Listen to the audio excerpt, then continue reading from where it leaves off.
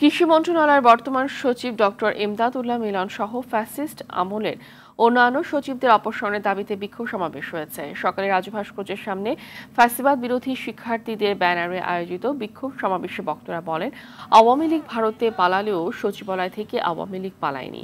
সচিবালয় থেকে আওয়ামী লীগের আমলারা দেশবিরোধী নানা ষড়যন্ত্র করছে। এই সময় সরকারকে 7 দিনের মধ্যে ফ্যাসিস্ট আমলাদের অপসারণের আলটিমেটাম দেয়া হয়, অন্যথায় কঠোর কর্মসূচি দেওয়ার হুঁশিয়ারি দেন তারা।